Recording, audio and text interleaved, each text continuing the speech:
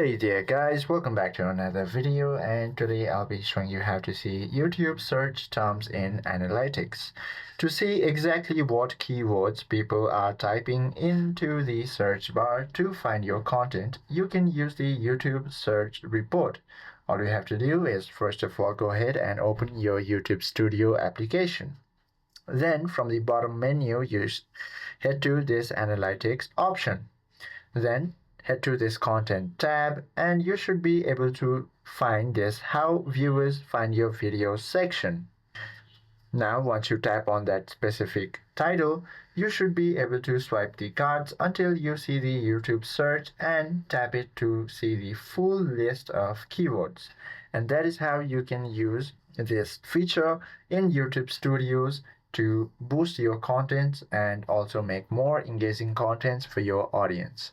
I hope this video helps you out a lot. If you have any questions or queries, please do comment down below.